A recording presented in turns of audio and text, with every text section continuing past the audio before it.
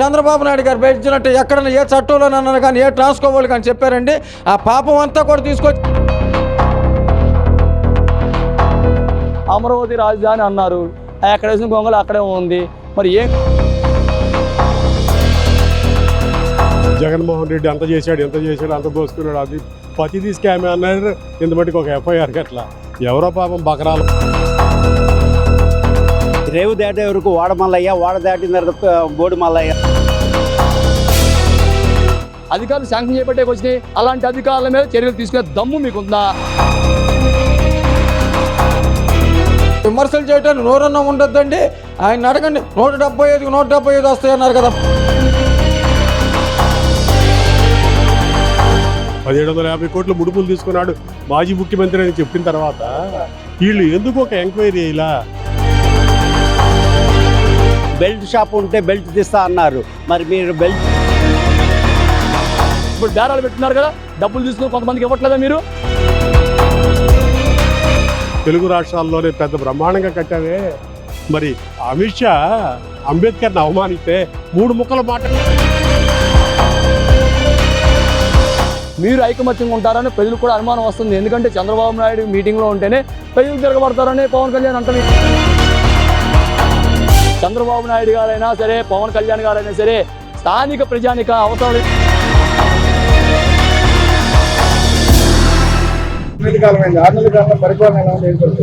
అదే మొన్న 3 నెలల కిందటేమో 100 రోజుల పరిపాలన మంచి ప్రభుత్వాన్ని స్టిక్కర్లు వేస్తున్నారు, మంచి ప్రభుత్వంగా ఇస్తున్నారు, మంచి జీవోలు తీసుకొస్తామని చక్క మద్యం దాని మీద మంచి జీవో తీసుకొచ్చుకున్నారు. చక్కగా ఓ జీవో తెచ్చిన ఆదాయం సంబంధించి ఏరుకుంటున్నారు. ఏం తప్పట్లా. మరి ప్రజలకు ఇచ్చిన హామీల విషయం ఏంటి అనేది ఏమో అర్థం కావట్లా. ఏంటంటే మా దగ్గర డబ్బులు లేవు, అసలు రోడ్లు వేయాలంటే మా పరిస్థితి ఎలా ఉందనేది పవన్ కళ్యాణే చెప్తున్నాడు. ఎన్డీఏ కూటమిలో నేను కాదు, కలెక్టర్ సమావేశంలో జనాలు తిరగబడవచ్చు అన్నట్టుగా మాట్లాడుతున్నారు. మరి వాళ్ళకే అర్థమవుతుంది ఎందుకు అలా హామీలు ఇచ్చారనేది కూడా. ఇప్పుడు అధికారం కోసం ఎంతటికైనా తెగిస్తారనేది అది ఒక ఉదాహరణ. మాయ చేసి ఉంటుంది చెప్తారు కదా, ఆ రకంగా చేశారు. ఏంటి గ్యాస్ బండ్లు 3 సిలిండర్లు, రకరకాలైన షరతులతో కూడిన గ్యాస్ బండ్లు, రకరకాలైన కూడిన షరతులతో, అన్ని రకరకాల కూడిన. అప్పుడు మీరు పెట్టేటప్పుడే ఈ రకరకాల కూడులు షరతులు వర్తిస్తాయి. చాలామంది కార్పొరేట్ సంస్థలు పెడుతుంటాయి పెట్టి పైన కింద షరతులు వర్తిస్తాయని. మీరు కూడా ఒక ట్యాగ్ పెట్టాల్సింది. షరతులు వర్తిస్తాయంటే దానికి నచ్చి షరతులు అంటే ఏంటో తెలుసుకునేవాళ్ళు, దానికి ప్రకారం మీకు ఇవ్వాలో లేదో తెలుసుకునేవాళ్ళు. అమరావతి రాజధాని అన్నారు. ఎక్కడ వేసిన గొంగలు అక్కడే ఉంది. మరి ఏం ఫ్యాక్టరీలు కట్టారో మాకేం అర్థం కావట్లా. 6 నెలలు గడిచింది, దానికి సంబంధించి ఏం చెప్పట్లా. ఎన్ని కోట్లు ఉన్నాయి. ఇప్పుడు రాజధాని అమరావతి అన్నాం. రోజుకొక నెలకొక రకంగా ఒక క్రియేట్ చేశాడు. ఒకసారి తిరుపతి లడ్డు మీద తీసుకెళ్లారు. ఇలా అంటే ఏది మాట్లాడడానికి లేకుండా, ఎవరు ప్రశ్నించే పని లేకుండా అదే పనిలో ఉన్నారనమాట. ఇది చాలా పద్ధతి కాదు. మీరు చేయగలిగితే చేస్తామని చెప్పండి, చేయలేకపోతే చేతులెత్తేయండి. జమినీ ఎన్నికలని సంతకం పెట్టి వచ్చారు కదా, జమినీ ఎన్నికలో చూసుకుందాం, ఏముంది దీంట్లో అది విషయం. చాలామంది మీలాంటి వాళ్ళు చాలామంది ప్రజలు చూస్తూ ఉన్నారు. ఈరోజు ప్రజలు కూడా తెలుగు మీరు రోడ్లు ఎక్కడానికి ఇష్టపడట్లా. వాళ్ళు ఓటు అనే ఆయుధాన్ని ఉపయోగించుకొని సిద్ధపడుతున్నారు. మీరు పసుపు కుంకాలు తీస్తే పసుపు కుంకాలు తీస్తున్నారు, ప్యాన్ ఎక్కించుకున్నారు. ప్యాన్ వాళ్ళు ఏదో సంక్షేమ పథకాల మీద తీసుకుంటే సంక్షేమ పథకాలు తీసుకున్నారు. వాళ్ళని వదిలించి మిమ్మల్ని ఎక్కించారు. ప్రజలు కూడా మేధావులుగా మారారు కాబట్టి మీరేమీ చెప్పిన మాట అమలు చేయలేకపోతే ఖచ్చితంగా 164 స్థానాలతో మీరు ఏ స్థానాలకు వెళ్తారో మీరే ఆలోచించుకోండి. రేపు పొద్దున తప్పుడు ఆలోచనలు, తప్పుడు నిర్ణయాలు తీసుకుంటే ఎలాంటి గతి పడతాయో ఉదాహరణలు ఉన్నాయి. కాబట్టి మీరు ఆలోచించి, ఇంకా 6 నెలలే గడిచింది, ఇంకా 4.5 సంవత్సరాలు ఉంది. ఈ 4.5 సంవత్సరాలైనా మీరు ఐకమత్యంగా ఉంటారని ప్రజలు కూడా అనుమానం వస్తుంది. ఎందుకంటే చంద్రబాబు నాయుడు మీటింగ్లో ఉంటేనే ప్రజలు తిరగబడతారని పవన్ కళ్యాణ్ అంటే ఏంటో మాకు అర్థం కావట్లేదు. ఎందుకు తిరగబడతారు అనేది మాకు లేనిపోయిన అనుమానాలు వస్తున్నాయి. ఎందుకు తిరగబడతారు అంటే మీరు ఏమైనా కుట్ర చేయబోతున్నారా? ఏమైనా పెన్షన్స్ దారుల మీద ఇప్పుడు ఏదో రోమర్ అనపడుతుంది, కొంతమంది పెన్షన్లు తీసేయాలని. ఏంటి అది, ఎలా తీసేస్తారు? మరి ఎందుకు ఇచ్చారు? ఇచ్చిన అధికారిని ఏమైనా మీరు సస్పెండ్ చేస్తారా? మరి అధికారులు ఇచ్చారు కదా, సరే ప్రభుత్వాలు మారుతాయి, అధికారులు శాంక్షన్ చేపట్టే వచ్చినాయి. అలాంటి అధికారుల మీద చర్యలు తీసుకునే దమ్ము మీకుందా అని ప్రజలు అడుగుతున్నారండి. మరి దమ్ము తీసుకుంటారా? మీరు ఒక పెన్షన్ తీశారు అంటే డెఫినెట్గా దాంట్లో అవినీతి జరిగినట్టే. అవినీతి అధికారిని కూడా జైల్లో పెట్టాల్సిన బాధ్యత మీ మీద ఉంది కదా. ఖచ్చితంగా పెట్టండి, ఏమీ వెనకాడద్దు. మీరు తిక్కన శుద్ధితో పనిచేయండి. అది అవినీతి అంటే మీరు వాళ్ళ అధికారులు కూడా జైల్లో పెట్టండి, అంతే తప్ప వీళ్ళని అవినీతి వీళ్ళకి ఇవి ఉన్నాయి అని చెప్పి తీసేయడం కరెక్ట్ కాదు. వీళ్ళకి ఎవరైతే శాంక్షన్ చేయించారో వాళ్ళని ముందు జైల్లో పెట్టండి. జైల్లో పెట్టిన తర్వాత అప్పుడు దీని మీద రండి. అంతే తప్ప ఇది సరైన పద్ధతి కాదు అని చెప్పేసి మీరు ఇవ్వలేకపోతే ఇవ్వలేమని ఒప్పుకోండి. అయ్యా మీకు ఇంత ఆస్తులు ఉన్నాయి కాబట్టి మేము ఇవ్వం, అని చెప్పేసి బహిరంగంగా చెప్పండి. అంతే తప్ప గత వాళ్ళు ఇచ్చారు కదా మేము ఇవ్వాలా మేము ఇవ్వమని చెప్పేసేయండి. లేదా వాళ్ళ మీద చర్యలు తీసుకోండి అని చెప్పేసి మేము మీడియా రూపంలో చెప్తున్నాం. ఇంకా ఇక్కడికే కాదు, ఈ 6 నెలల్లోనే 3 నెలల్లోనే మీ పంచప్రభుత్వం ఏంటో 100 రోజుల్లోనే అందరూ చూశారు. అది అంటే అమ్మ ఒడి ఏమో ఎత్తారు, తల్లికి వందనం అన్నారు, తల్లి వందనం ఇంకా చూపిలేదు. ఏంటి కూటమి ప్రభుత్వం వచ్చిన తర్వాత 6 నెలల పరిపాలన ఏముందని అడిగితే ఉంది. చంద్రబాబు నాయుడు గారు లోటు బడ్జెట్లో ఉన్నటువంటి ఈ రాష్ట్రాన్ని అభివృద్ధి పథంలో ముందుకు తీసుకెళ్ళాలని అహోరాత్రులు కూడా శ్రమించి 73 సంవత్సరాల చంద్రబాబు నాయుడు గారు ఇష్టం వచ్చినట్లు అప్పు చేశారు. 13 ఫైనాన్స్ 14 అంటే 5 సంవత్సరాలకు ఇవ్వాల్సిన నిధులు కూడా ముందుగానే డ్రా చేసి తీసుకొచ్చారు. ఇటువంటి పరిస్థితుల్లో ఎన్నికల ముందు చంద్రబాబు నాయుడు గారు ఏ హామీలు ఇచ్చారు? నేను అధికారంలోకి వస్తే 3 నెలలు కూడా కలిపి 7,000 పెన్షన్ ఇస్తాను. తప్పకుండా జూన్ నెలలో పెన్షన్ ఇచ్చిన మాట వాస్తవా కాదా? మరి పోలవరం ప్రాజెక్టు కోసం అని చెప్పి నిధులు తీసుకొచ్చిన మాట వాస్తవా కాదా? ఆర్టీసీ కార్మికులకు నైట్ ఆల్ డ్యూటీకి 150 రూపాయలు ఇస్తున్నటువంటి మాట వాస్తవా కాదా? మరి అన్నా క్యాంటీన్ పెట్టిన మాట వాస్తవా కాదా? మృత్యు కోహటాలుగా ఉన్నటువంటి ఆంధ్రప్రదేశ్ రాష్ట్రంలో రహదారులు లేక ప్రయాణం ఇబ్బంది పడుతున్న సందర్భంలో కూడా గత ప్రభుత్వం మాకు ఏం పని లేదు, మేము బటన్ నొక్కటమే మాకు తెలుసు అన్నట్టు సందర్భంలో ఎక్కడ కూడా గ్రామీణ వాతావరణంలో సీసీ రోడ్లు కానీ, కాంక్రీట్ రోడ్లు కానీ, సిమెంట్ రోడ్లు కానీ, తారు రోడ్లు కానీ పండగ వాతావరణం లాగా జరుగుతున్నటువంటి మాత్రం. మరి 6 నెలల పరిపాలనలో ఏం జరగాలి చెప్పండి? 6 నెలలు ఏం లేదు, శూన్యం ఉండరు ప్రతిపక్షం మరి. అది ప్రతిపక్ష నాయకులు గతంలో చెప్పారు చూసారా, 175 వైనాట్ 175 అంటే వైనాట్ 11 సీట్లు. అంటే వాళ్ళ మీద ప్రజల విశ్వాసం లేదు. ఒక్కసారి అవకాశం ఇచ్చారు కాబట్టి ఆ అవకాశాన్ని అతను సద్వినియోగం చేసుకోలేకపోయాడు. అంటే హత్యలు చేస్తే ఒకళ్ళు లేకపోతే ఇద్దరు సస్తారు. మెదడులో ఉన్నటువంటి న్యూరోసిన్స్ దెబ్బతిని ఆర్థిక నేరాలు చేసేటువంటి వాళ్ళు గది 4 కోళ్ల మధ్య కూర్చొని ఒక చార్టర్డ్ అకౌంట్ కూర్చొని దేశ ఆర్థిక వ్యవస్థను ఏ రకంగా నాశనం చేయాలా, ఒక్కొక్క సంవత్సర బడ్జెట్ ఒక్కొక్క మంత్రి గారు కిడ్నాప్ చేసి మోసం చేసినట్టుగా ఉన్నటువంటి వ్యక్తులు చంద్రబాబు నాయుడు గారిని విమర్శిస్తున్నారు. చంద్రబాబు నాయుడు గారు ముఖ్యమంత్రిగా ఉన్నప్పుడు దవ్వూరు సుబ్బారావు గారు reserve bank governor, Satish Kumar గారు ఎన్నికల కమిషనర్, మరి జగన్మోహన్ రెడ్డి గారు వాళ్ళ నాన్నగారు ముఖ్యమంత్రిగా ఉన్నప్పుడు విజయసాయి రెడ్డి గారి యొక్క సలహాతో శ్రీలక్ష్మి కానీ, బీపీ ఆచార్య కానీ, లక్ష్మీ మిట్టల్ కానీ జైలుకి వెళ్ళిన చరిత్ర. వాళ్ళే చంద్రబాబు నాయుడు గారిని విమర్శించేది చెప్పండి.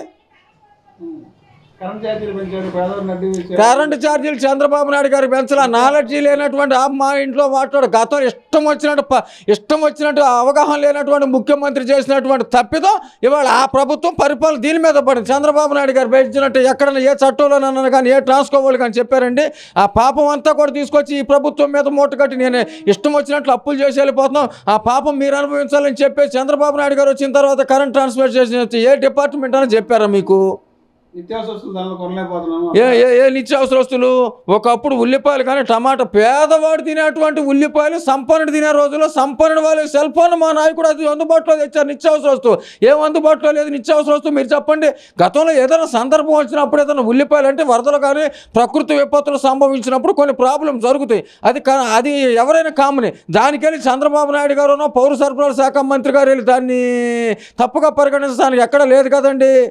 ఓకే, నిత్యావసర వస్తువులు ధరలు పెరిగినటువంటి మాట. గతంలో సినిమా థియేటర్లో విలాసమైన సినిమా థియేటర్లో రేట్లు మీరు దానికి ఎవరండి కారణం? దానికి ఎవరి కారణం చెప్పండి. అంటే చంద్రబాబు నాయుడు గారి పరిపాలన ఏ విధంగా ఉంటుందంటే పేదవాడు తినే ఉల్లిపాయలు ఆనాడు సంపన్నుడు తిన్నారు. సంపన్నుడు వాడే సెల్ ఫోన్ వాళ్ళ పేదవాడికి అందుబాటులో తెచ్చారు. ఎవరు గొప్పదన్నా మీరు చెప్పండి.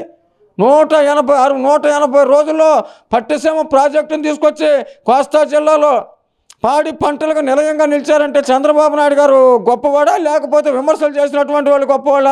అవగాహన లేకుండా పరిపాలన చేసి 75 సంవత్సరాల సుదీర్ఘ చరిత్రలో బ్రిటిష్ వాడు ఇచ్చిన రైలు మార్గం, బ్రిటిష్ వాడు ఇచ్చిన కలెక్టర్ ఆఫీసు, బ్రిటిష్ వాడు ఇచ్చిన పథకాలు కొత్తగా ఏమన్నా పెట్టింది లేదు. ఇవాళ చంద్రబాబు నాయుడు గారు ముఖ్యమంత్రి అయినా పరిపాలన పదానికి కొత్త రూపు తెచ్చినటువంటి మహానుభావుడు. ఇంకా మరి ఏంటంటే విమర్శించేది? ఏమా పాలుపాక ఎందుకు పనికిమాల మాటలు మా 3 నెలల ముచ్చట. ఇంత మెజార్టీ వచ్చిన తర్వాత విమర్శలు చేయడానికి నోరన్నా ఉండొద్దండి. ఆయన అడగండి. 175 వస్తాయన్నారు కదా, 11 సీట్లు ఎందుకు వచ్చినాయి? లేటెస్ట్గా ముఖ్యమంత్రి అయింది నువ్వు. 43 సంవత్సరాల చరిత్ర ఉంది మా పార్టీకి. అనుభవం కలిగినటువంటి వాడికి అనుభవం లేనటువంటి వాడు తేడా ఇదే ఉంటుంది. మీరు ఏనండి అనేక రకాలైనటువంటి ప్రాజెక్టులు వచ్చిన మాట వాస్తవా కాదా? అనేక రకాలైన ఇండస్ట్రీస్ వచ్చిన మాట వాస్తవా కాదా?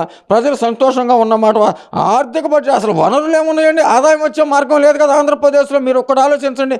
ఆదాయం లేకుండా కూడా ముఖ్యమంత్రి గారు ఉప ముఖ్యమంత్రి గారు రేయింబవుళ్ళు కష్టపడి ఈ రాష్ట్రాన్ని ఏ విధంగా అభివృద్ధి పదంలో తీసుకురావాలంటే కసిగా ఉన్నారు. అటువంటి పరిస్థితుల్లో మరి కేంద్రం కూడా కొంత 13 ఫైనాన్స్ నుంచో 14 ఫైనాన్స్ నిధులు ఇచ్చారు. ఇంకా ఎవరు చేస్తారు? ఏ ముఖ్యమంత్రి ఇంకా చేసేది ఏముంది చెప్పండి? ప్రజలు హ్యాపీగా ఏం లేరు. జగన్మోహన్ రెడ్డి అంత చేశాడు అంత దోసుకున్నాడు, అది ప్రతిదీ స్కామే అన్నారు. ఇంత మటుకు ఒక ఎఫ్ఐఆర్కి అట్లా ఎవరో పాపం బకరాలో ఐఏఎస్ ఆఫీసర్లు 2-3 దొరికారో వాళ్ళు పెట్టారు. వాళ్ళది ఏముంది పాపం, తాడేపల్లి ప్యాలెస్ నుంచి వచ్చిన ఆదేశాలు కనుక వాళ్ళు చేశారు. సజ్జల రామకృష్ణారెడ్డి చెప్తేనే వాళ్ళు చేశారు. అసలు వదిలేసి వీళ్ళని పట్టుకొని మేమేదో చేసామంటా ఉన్నారు. వీళ్ళ మీద అవినాష్ రెడ్డి మీద కానీ, వివేకానంద రెడ్డి కేసులో అవినాష్ రెడ్డి మీద కానీ, కాకినాడ పోర్ట్లో కేఎస్ రావు సంబంధించిన ఆస్తులన్నిటి కూడా బలవంతంగా పాయింట్ బ్లాక్ రేంజ్లో ఆరోపణలు వస్తే ఎఫ్ఐఆర్కి అట్లా దసపల్లా భూములు, విజయసాయిరెడ్డి అక్రమాలు, పరిపాలన ఏమీ లేదు. ఎంతసేపు రివ్యూలు ఆదేశాలు అంతే తప్ప అధికారులు, మీరు ఐఏఎస్ ఐపీఎస్ అధికారుల సమావేశంలో ఈ ముఖ్యమంత్రి గారి ఉప ముఖ్యమంత్రి గారు ఏం చెప్పారు? బ్రహ్మాండంగా చేయాలి, అవినీతిని అరికట్టాలి, అక్రమార్కుల మీద కేసు కట్టాలన్నారు. సాక్షాత్తు 1750 కోట్ల ముడుపులు తీసుకున్నాడు మాజీ ముఖ్యమంత్రి అని చెప్పిన తర్వాత వీళ్ళు ఎందుకు ఒక ఎంక్వైరీ ఇలా? మా నాయకురాలు షర్మిలారెడ్డి గారు ఏసీబీ ఆఫీస్కి వెళ్ళి దీని మీద దర్యాప్తు చేయండి అంటే ఇంత మట్టికి దాని మీద సుయ్యి లేదు. మరి ఎవరి మీద ఏసీబీ అంటే క్లాస్ 4 ఎంప్లాయీ మీద చేస్తారా? తహసీల్దార్ ఆఫీసులో ఉండే అటెండర్ మీద దర్యాప్తు చేస్తారా? ఎందుకు మీ యాంటీ కరప్షన్ బ్యూరోలు, మీ విజిలెన్స్ సంఘాలు అని చెప్పి మేము అడుగుతా ఉన్నాం. మోడీ గారు అమిత్ షా విషయంలో పెద్ద తప్పు చేస్తూ ఉన్నాడు. మేము దీనికి వ్యతిరేకంగా పెద్ద ఎత్తున ఉద్యమిస్తున్నాం. అమెరికాకి సంబంధించి అక్కడ రాజ్యాంగ నిర్మాతలు కానీ, హక్కుల కార్యకర్తలు కానీ, అక్కడ అధ్యక్షులు బ్లాక్స్ ఎవరుంటారో అబ్రహం లింకన్ ఉంటాడు, మార్టిన్ జూనియర్ ఉంటాడు అక్కడ. వాళ్ళ పార్లమెంట్లో వాళ్ళు అబ్రహం లింకన్ని, మార్టిన్ జూనియర్ని, వాళ్ళిద్దరిని ఎవరిని అవమానించలేదు కదా. ఇక్కడ ఎందుకు అవమానించారో? మన రాష్ట్రంలో, తెలుగు రాష్ట్రాల్లో రిజర్వేషన్లు అనుభవించే శక్తులన్నీ కూడా బయటికి రావాలి పార్టీలకు అతీతంగా. రేపొద్దున మనం మౌనంగా ఉంటే రిజర్వేషన్లు తొలగించి రాజ్యాంగాన్ని మార్చే దానికోసం వీళ్ళు దుస్సాహసం చేస్తారు. కాబట్టి అందరూ కూడా బయటికి రండి. మేము జగన్మోహన్ రెడ్డి గారికి ఒక విషయం మనం చేస్తాం. అయ్యా, 25 ఎకరాలు, 2500 కోట్లు, 500 కోట్లు అంబేద్కర్ 3000 కోట్లతోటి అంబేద్కర్ దగ్గర విజయవాడ బందర్ రోడ్లో తెలుగు రాష్ట్రాల్లోనే పెద్ద బ్రహ్మాండంగా కట్టావే. మరి అమిత్ షా అంబేద్కర్ని అవమానిస్తే 3 ముక్కలు మాట్లాడలేకపోతున్నావు నువ్వు. తప్పు, అంబేద్కర్ని అవమానించడం అంత అన్యాయం, తప్పు, ఎవరైనా సరే క్షమాపణ చెప్పాల్సిందే అనే మాట జగన్మోహన్ రెడ్డి మాట్లాడలేకపోతున్నాడు. జగన్మోహన్ రెడ్డికి అధిష్టాన వర్గం ఏమి లేదే, అసమ్మతి ఏమి లేదే, మాట్లాడటానికి ఏంటి భయం? మోడీ దగ్గర ఈడీ ఉంది, సిబిఐ ఉంది, విజిలెన్స్ ఉంది. ఈ అన్నిటి మీద ఎప్పుడోకప్పుడు దుర్వినియోగం చేసి జైల్లో వేస్తారని భయపడతా ఉంది కాంగ్రెసు, వామపక్షాలు. అటువంటి వాటికి భయపడవు. ప్రజాతంత్ర హక్కుల కోసం, రాజ్యాంగం రక్షించుకునే దానికోసం, మోడీకి ముక్కుతాడేసి ఈ పాలన గాడిలో పెట్టేదానికోసం మేమంతా సాయశక్తిలో ప్రయత్నం చేస్తున్నాం.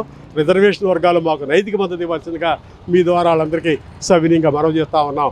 అంబేద్కర్ అనేది ఒక నినాదం కాదు, అంబేద్కర్ అనేది ఒక యుద్ధ మంత్రం.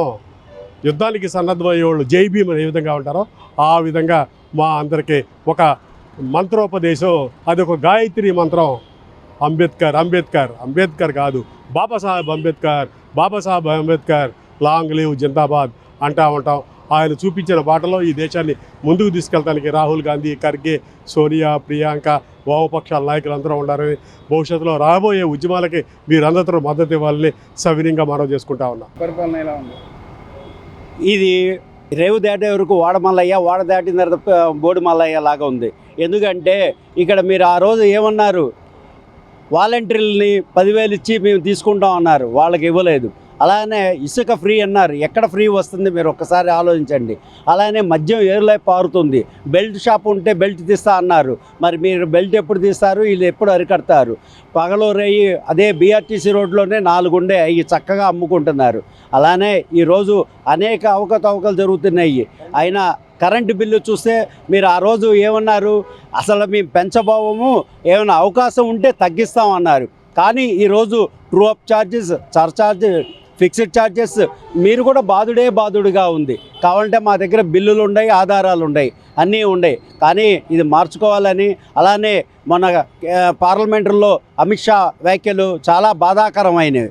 భారత రాజ్యాంగ నిర్మాత మేధావి అయిన వారిని అలా అగౌరవపరుస్తాం చాలా సిగ్గుచేటు ఈ సంఘంలో. వెంటనే వారు బేషరతుగా ప్రజలందరికీ క్షమాపణ చెప్పాలి.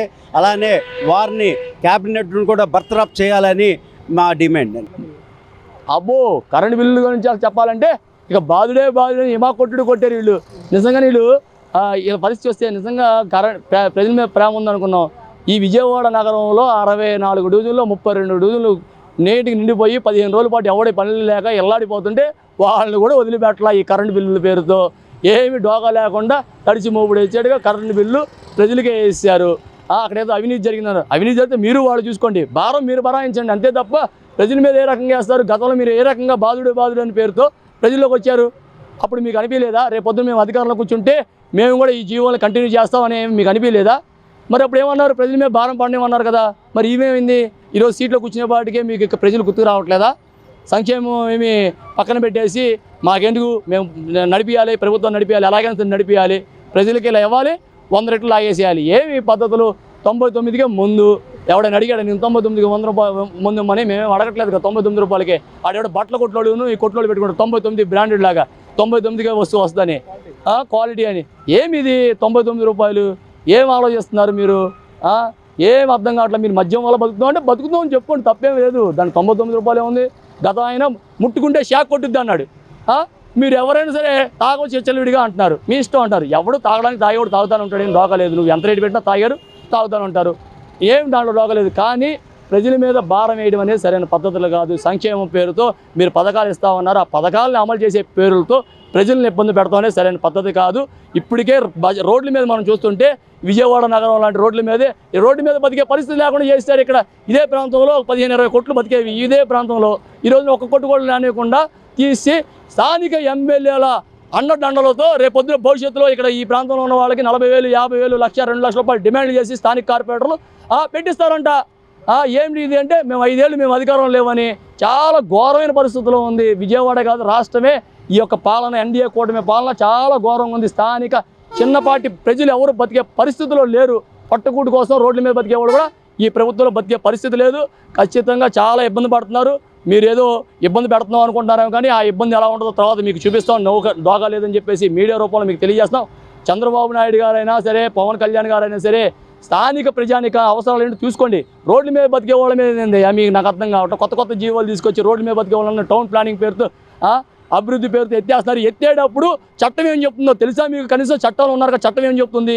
ఎత్తేటప్పుడు వీళ్ళకి ప్రచురమైన చూపించమని చెప్తుంది. ఎక్కడైనా ప్రచురమైన చూపించావా? వీళ్ళు బతుకుదేరు కోసం వీళ్ళు ఇదే బతుకుదేరు అయినప్పుడు వీళ్ళకి ఎక్కడైనా ప్రచురమైన ఉండాలి కదా. ఆ ప్రచురమైన ఏం చూపించకుండా ఇష్టానుసారంగా అన్ని పగలగొట్టుకుంటూ అభివృద్ధి పేరుతో పగలగొట్టేస్తే వీళ్ళ పరిస్థితి ఏంటి అనేది కూడా మీకు గుర్తు రావట్లేదా? ఇన్ని కుటుంబాలు విజయవాడలో లక్షల కుటుంబాలు రోడ్ల మీద బతికే ఉన్నారు. వాళ్ళందరినీ కూడా ఢిల్లీ సెంటర్ ఎక్కడికెక్కడ అర్ధరాత్రి పూట రావడం, పోలీసు సపోర్ట్ తీసుకోవడం, మొత్తం ఎత్తువతలు పడేయడం, ఏమంటే రోడ్డు వేసేయడం. రోడ్డు వేసి తర్వాత ఒక నెల 2 నెలలు గడవగానే స్థానిక ఎమ్మెల్యే మనుషులతో బేరాలు పెట్టుకోవడం. బీసీ రోడ్డు మన ఢిల్లీ సెంటర్ చూడండి, ఇప్పుడు బేరాలు పెట్టున్నారు కదా, డబ్బులు తీసుకుని కొంతమందికి ఇవ్వట్లేదా మీరు? అది అబద్ధమా? మరి ఏమన్నా మేము నీతి నిజాయితీ అలాగే రోడ్డు వేసింది అలాగే ఉండాలిగా. మరి ఎందుకు వచ్చాయి మళ్ళీ షాపులు? 2 నెలల కింద ఇచ్చిన షాపులు మళ్ళీ ఎందుకు షాపులు వస్తున్నాయి? మీరు డబ్బులు తీసుకుంటున్నారే కదా. మాకు కావాలి డబ్బులు కావాలి. రేపొద్దున కార్పొరేటర్ పోటీ చేయాలంటే ₹1 కోటి ఖర్చు పెట్టాలి, జనాల దగ్గర డబ్బులు తీసుకోండి అని చెప్పి మీ స్థానిక అధ్యక్షులుగా అప్పచెప్పారంట. వాళ్ళు అదే పనిలో ఉన్నారు. వాడు చెప్పినట్టు బండి పెట్టుకోవాలి, వాడు ఇచ్చినట్టు డబ్బులు చేయాలి. ఇలా నడుస్తుంది ఈ యొక్క పాలన. చాలా ఘోరంగా ఉంది. ఈ 6 నెలల పాలనలో పాపం పండింది మీకు. ఖచ్చితంగా పాపం మూట కట్టుకుంటున్నారు. కనీసం పాపం అని తెలిస్తే మీరైనా చంద్రబాబు నాయుడు గారు మీరైనా ఆలోచించండి, లోకేష్ గారు మీరైనా ఆలోచించండి. పెద్ద మనసు చేసుకొని చిన్న వాళ్ళని బతికేట్లుగా ఆలోచన చేసి మీరు చేయమని చెప్పేసి మీడియా రూపంలో మీకు తెలియజేస్తాం. ఈ 6 నెలల పాలన ఘోరంగా ఉందండి. ఇంకొక 6 నెలల్లో సంవత్సర కాలం చేసిన టైంలో కనీసం వీటినైనా రెక్టిఫై చేసుకొని మంచి ఆలోచన, మంచి ప్రభుత్వం చెప్పుకోండి. మీరు అలా కాదు, మంచి ఆలోచన చేసుకుంటూ ముందుకెళ్తే బాగుంటుందని చెప్పేసి మీడియా రూపంలో తెలియజేస్తున్నాం.